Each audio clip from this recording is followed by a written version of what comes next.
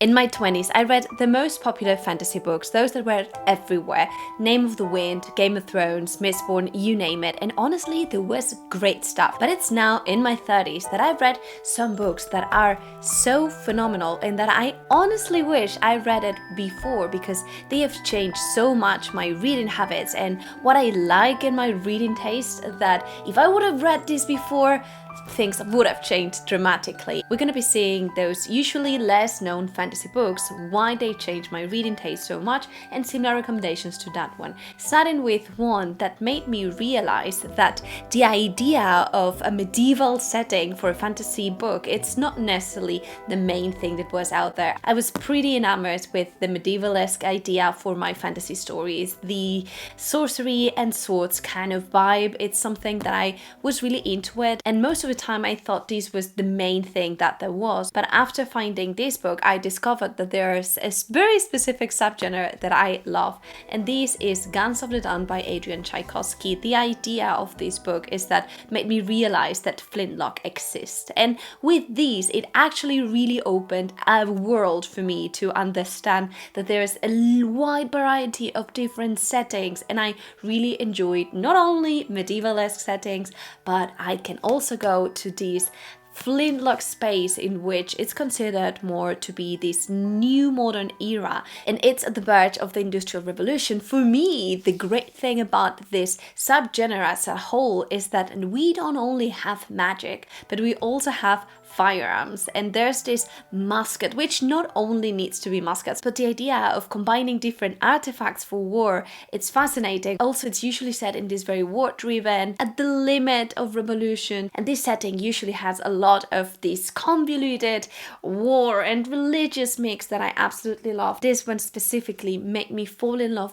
with the genre, because we will be following a man girl who is a very Jane Austen kind of character, and she's thrown to war, and we see a very great depiction of war, of the terrors of it. It's done in a very beautiful way. From this point onwards, I started to discover perhaps the more known fantasy series that for some reason I escaped, and that is the Powder Mages series by Brian McClellan, one of the students of Sanderson, and you can definitely tell. And what I love about this one is how the magic system has 3 different layers, and you go from just being a purely magical being to also use that magic to reinforce and to actually accelerate to firearms and therefore the world building in itself. A recent release that I just read and loved it for so many reasons, but one of them it's because it's flintlock. It's Grave Empire. It was a phenomenal setting in which we have monsters and also terror and horror, but we also have this war and this feeling of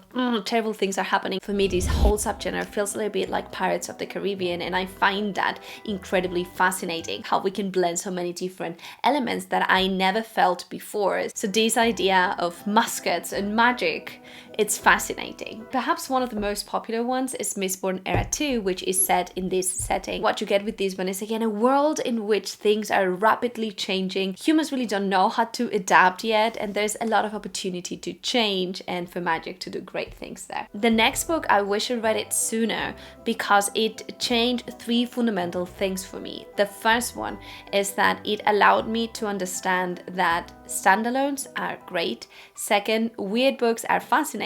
And third, magical realism is something that I absolutely love, which really expanded my love for reading and made me really conscious of what I pick those books, then what do I do. And the book that changed that, it's Piranesi by Susanna Clarke. I read this book 3 years ago, and I still remember vividly loving the idea of how can we have a story that it is so well done in so little pages and still be contended in just one book. That blew my mind. I of course read Elantris when I was 15, and that was a standalone, but apart from that, mainly the main things that I read through my 20s were long series, which is something that I absolutely love. I think there's nothing better than having a world that it's rich and that we can get ourselves lost with. But there's something that I quickly discovered, and it is that standalones, well done, great, are fascinating to me. And this is not just a palate cleanser between heavier, more dense stories. No, for me, it's a passion to find standalones standalones. I can get in and out of a world. I get a unique sense, and it is not as overwhelming, but there's a certain challenge to the author in itself. And now I read around 80 fantasy standalones, and I regret really not reading this before, because there are a lot of more classic fantasy stories, standalones that I haven't read, such as The Curse of Chalion, The Lions of Arvasan, Digana. There's a lot that for me is still pending, and I just wish I could have gotten that before. Another great thing for these, as I was saying, is magical realism. And it's this way of, okay, we've managed to remove magic a little bit for a fantasy book because it's really low on magic, but the feeling is that it's really into our day-to-day, and it's something that I find incredibly reminiscent and that we can really relate to it. Magic is there, but it's really naturalized. You cannot really explain why it happens. There's no really rules, and we don't really know what happens, but we know it does. And the last thing that Piranesi made me realize is that I love weird books, and this is not something that I was expecting of myself. I love popular books because usually there's more straightforward narration or structure in my books, which I devour. But after reading this, I started to consider that I might like structures that are not as straightforward, that allowed us to break the fourth wall even more, and for me to understand all the types of stories. A recent one that blew my mind, and that I also regret not reading this before, is The Spear Cuts Through Water. Honestly, if you haven't read this one, because this is definitely less known than Piranesi, I really recommend you to. The proper plot, it's not as new. It is very dreamlike, but the idea on how the plot is done, how the narration, how the prose is taken, it's what mesmerized me. It's what makes this story so weird, because we flow from character to character.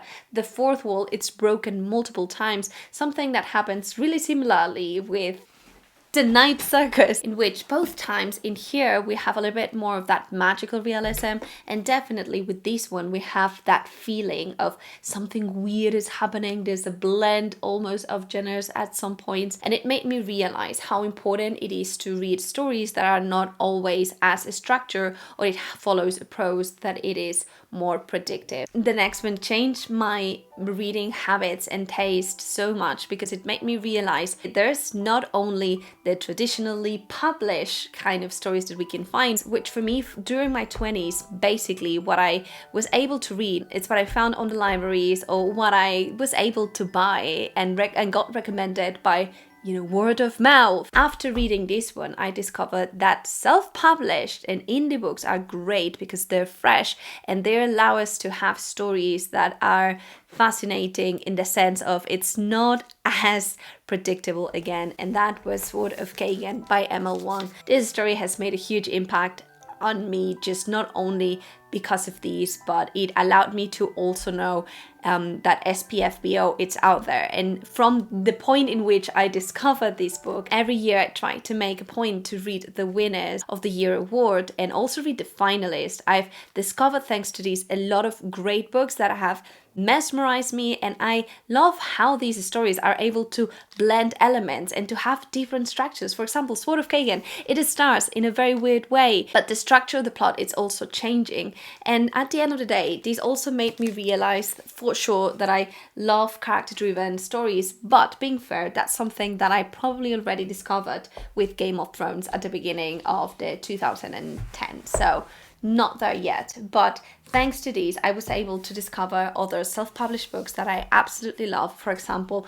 Of Blood and Fire by Ryan Cahill, which is a series that I cannot wait to keep reading because it's one of the most addictive, well-crafted and fascinating stories that I read in a long time. I was pushed to it. It has that feeling of classic fantasy, but with the modern touch. Is like perfect if you read Aragorn as a child or teenager and you were like, is there something else? There is something else. There's war, there's characters, there's a lot going on with this one. And following the line of the SPFBO, I've tried to read a lot. And last year I discovered Murder at Spindle Manor by Morgan Stan, which was the last winner of this award. And I was also fascinated by it, like how we can have something as funny, as lively, as adventurous, blending horror and a cozy mystery with terrible fantasy moments. And it's a whodunit kind of story that really got me into a reading spree of reading everything from this series. And similar things have happened. I'm now reading Economics, which is more the same. And I'm like, the idea of how different these contexts are, I have definitely enriched how I read. And I wish I could have gotten into self-published before, because now I also feel that I'm a little bit behind. And I think it just, because I'm reading these types of books, that now I'm asking more and opening my mind to that. Another book that I read not so long ago, and that made me rediscover, in this case, something that I think I forgot. Because when I was a teenager, not in my 20s, but teenager, I really loved Gothic reads. I was a fan of Poe, of Lovecraft, and I somehow forgot all of that and just went full to fantasy. And it was after reading this trilogy that I rediscovered my love for horror. And I think fantasy and horror should be blended more. And again, it made me discover myself in this The Empire of the Wolf trilogy by Richard Swan. It starts being a little bit of horror. Book 3 is downright terrifying. It was a scene in which I was like, I'm not sure what I'm reading this at 2 a.m. alone. Well, things are very creepy, but let's continue because we cannot do anything else. You know that kind of vibe in which you cannot stop reading, but at the same time you should stop. Well, this is what I discovered with it. And if I would have read more of these types of books before, I believe my reading taste would have changed and enriched to expand a little bit more to horror, which is now an obsession of mine, that I'm trying to figure out more books that have that kind of vibe. It led me to read Empire of the Vampire, which is something that I heard before, but I was not really sure that I was gonna like it, and I was surprised on how much I liked the grim elements of it. Similarly, Fever Dream by George R.R. Martin. It's a story that blends vampires traveling in a steamboat in the Mississippi, capturing victims, and it was also terrifying, and I absolutely loved it. Another similar vibe to that also shaped my mind on I'm absolutely loving this is the Southern Book Club Guide to Slaying Vampires by Grady Hendrix. This story was also terrifying and fantastic, and I read it in a day and was terrified for days after, which is something that I'm learning to really, really love in my stories. So please, if you know more horror fantasy stories or authors, please let me know down below, and I really encourage you to expand those limits to get into these types of very heavy fantasy stories, but that are downright terrifying. And the last book in this series that really made me regret or wish I read this before, it's the Winnowing Flame trilogy with the first book, Ninth Reign. The idea of this is not only that the author is asking you a lot, in the sense of you don't have a lot figured out and you won't know it as the story progresses and you will feel lost, but because it's a testament on how good you can blend genres. And from this point onward, I also learned that I adore my fantasies with sci-fi. And there is, again, not only the core fantasy story in this medieval setting. Book 1, you start to see how things unfold, but as the trilogy progresses, the idea and what you will discover will blow your mind. And it's also a great work for characters, which is also very similar to follow characters that you know you don't necessarily enjoy, but you will see how that unfolds. But let's say that thanks to this one, that I was able to jump to other books that blended genres and really, really enjoy it. Some of them are my favorites. One of them, it's the Founders trilogy by Robert Jackson Bennett, which is a heist with the hard magic system. It really has the best of fantasy, and as the story progresses, I just adore how this is turning into a sci-fi story. And I'm discovering this is also alongside my favorite things to read. The Wheel of the Many has this kind of vibe as well. And also another one is The Locked Tomb, which really terrified me, and it has that horror and sci-fi and fantasy side with the weird prose, so it really had a lot of things in the mix that I originally thought I was not going to be able to enjoy, and I definitely did because of that. And the last book that I really enjoyed, and it goes way more into the sci-fi spectrum, but I believe I would have not picked this one up if it were not to be for the Ninth Reign.